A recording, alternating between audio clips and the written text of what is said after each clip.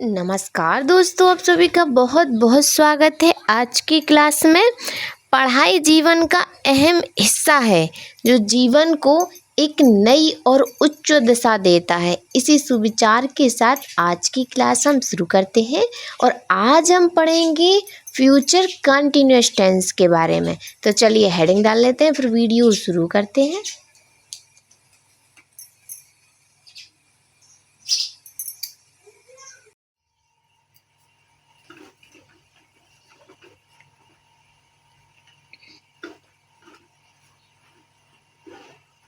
Future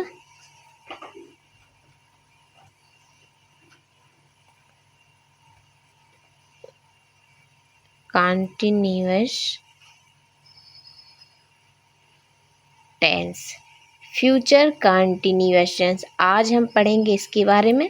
तो पहले हम देख लेते हैं कि फ्यूचर कंटिन्यूअस टेंस की डेफिनेशन क्या होती है, इस टेंस की पहचान क्या है, कैसे पहचानेंगे कि फ्यूचर कंटिन्यूअस टेंस है। तो इसकी हम देख लेते हैं डेफिनेशन।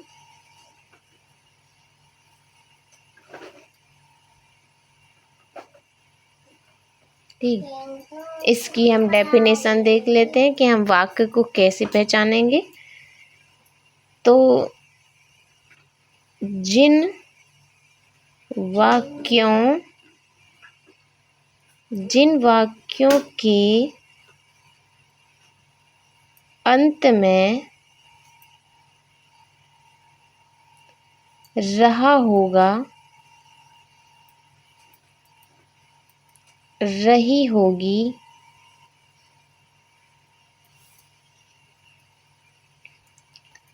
रहे होंगे आदि शब्द आते हैं तथा कार्य फ्यूचर में भी पूर्ण ना हुआ होता है, या यूं कह सकते हैं कि कार्य अनिश्चित होता है, या कार्य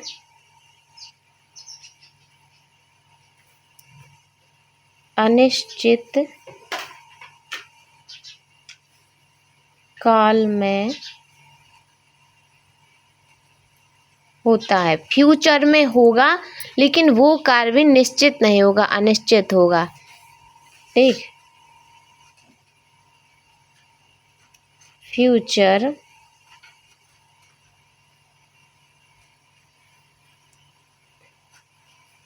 कंटिन्यूअस टेंस कहते हैं। ठीक, ये हमारी इसकी डेफिनेशन हो गई कि जिन वाक्यों के अंत में रहा होगा, रही होगी, रही होंगी आदि शब्द आते हैं तथा कार्य का नहीं, यहाँ कार्य होगा, तथा कार्य फ्यूचर में भी पूर्ण ना हुआ हो।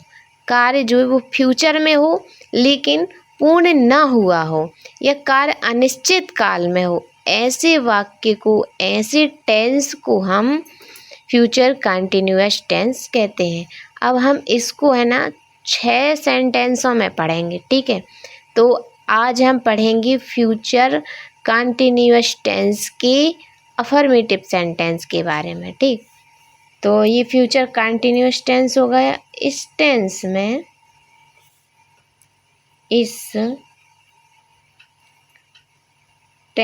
में दो सहायक क्रियाएं होती हैं। इस टेंस में जो है वो 2 सहायक क्रियाएं कौन कौन सी हैं?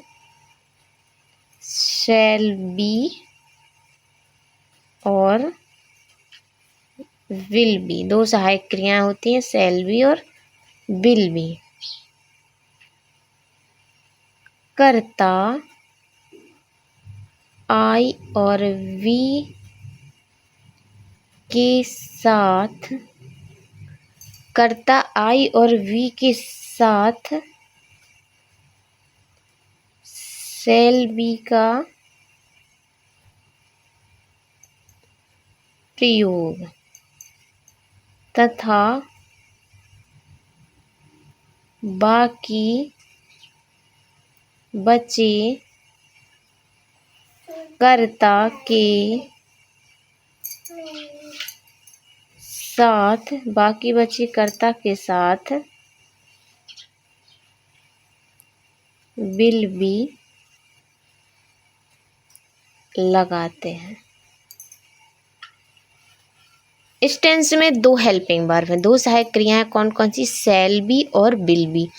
अब पिछले जो हमने टेंस पढ़ा था फ्यूचर इंडेफिनिट टेंस, उसमें भी आई और वी के साथ शैल, बाकी बचे कर्ताओं के साथ विल लगाते थे। उसी तरह इस टेंस में भी है कि कर्ता आई और वी के साथ शैल भी लगाएंगे, बाकी बचे कर्ता के साथ हम विल भी लगाएंगे।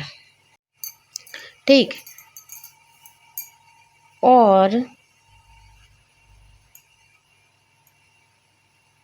अब कंटिन्यूअस टेंस है तो कार्य जो है वो चल रहा होगा लेकिन फ्यूचर में होगा, और मुख्य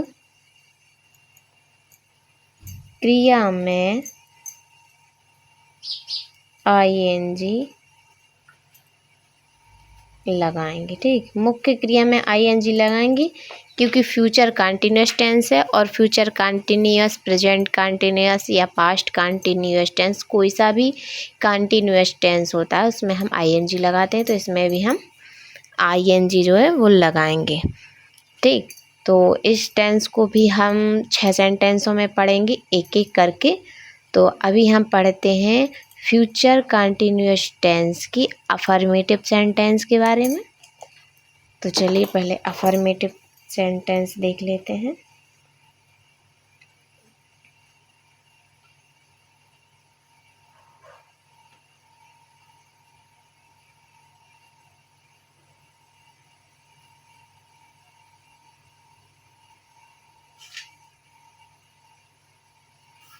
अफर्मेटिव सेंटेंस, ठीक, इसके हमें अफर्मेटिव सेंटेंस यानी साधारण, इनको हम हिंदी में जो है साधारण वाक्य कहते हैं।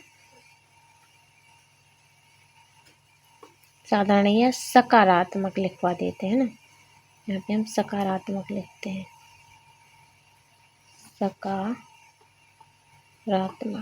सकारात्मक वाक्य, इसको हिंदी में जो है हम सकारात्मक वाक्य कहेंगे। पहचान देख लेते हैं कि अफर्मेटिव सेंटेंस को हम जो है कैसे पहचानेंगे। ठीक है, तो सेंटेंस की डेफिनेशन है कि जिन वाक्यों में कर्ता कर्म मुख्य क्रिया हो,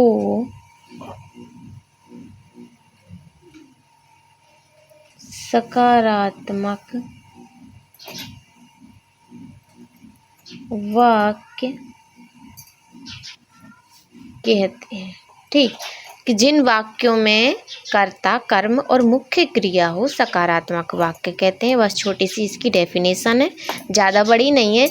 जो ये सेंटेंस है वो हम डेफिनेशन इसलिए लिखवा देते हैं कि जब एग्ज़ाम में या कहीं भी आप सेंटेंस को पढ़ें तो आप समझ जाएं कि ये अफर्मेटिव सेंटेंस है या नेगेटिव है या इंटेरोगेटिव है। इसको क्या है, डेफिनेशन से आप जो सेंटेंस समझ लेंगे, पढ़ लेंगे, तो उनको ट्रांसलेशन करने में बहुत ही आसानी होती है, क्योंकि सबसे ज़्यादा कन्फ्यूज़न होती है फर्स्ट इंटेरोगेटिव और सेकंड इंटेरोगेटिव सेंटेंस में, इनमें कन्फ्यूज़न हो जाती है। तो डेफिनेशन पढ़ने से, याद रखने से बस यही होता है कि हम जो एग्ज़ाम में कभी वो सेंटेंस देखेंगे या एग्ज़ाम में आ गए तो हम आसानी से ट्रांसलेट कर लें। बस यही एक उद्देश्य होता है डेफिनेशन का।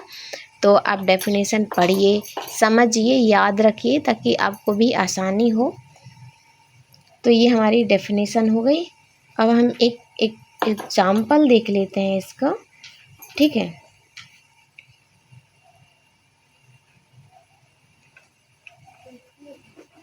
देख लेते हैं।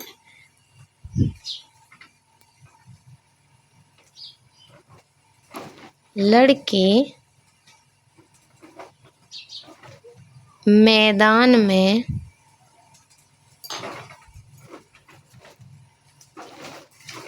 खेल रहे होंगे। कार्य जो है फ्यूचर में है, क्योंकि होंगी, खेल रहे होंगे, ठीक है। कार्य जो है वो फ्यूचर में है, रहे होंगे तो कंटिन्यूअस टेंस का है। अब इसको हम ट्रांसलेट कर लेते हैं। अफर्मेटिव है तो सिंपल सा बनेगा कि पहले आएगा सब्जेक्ट। सब्जेक्ट है हमारा लड़के, लड़के एक नहीं है, बहुत सारे हैं, तो आएगा द बॉयज़, ठीक। उसके बाद हेल्पिंग वर्ब आएगी, आई और वी के साथ सेल आएगा, ठीक है। तो यहाँ पे आई वी नहीं है, नाम है, लड़के हैं, तो आएगा will be. The boys will be, मुख्य क्रिया है खेलना, ठीक है। वाई प्ले, और मुख्य क्रिया में आई एन जी, तो होगा प्लेइंग। कहाँ खेल रहे हैं? मैदान में, इन द ग्राउंड। ये हमारा एक सेंटेंस होगा। वीडियो पसंद आई तो वीडियो को लाइक ज़रूर कीजिएगा, हमारे चैनल को सब्सक्राइब कीजिए ताकि हर वीडियो की नोटिफिकेशन आप तक बहुत ही आसानी से पहुँचे। वीडियो पूरा देखने के लिए थैंक यू।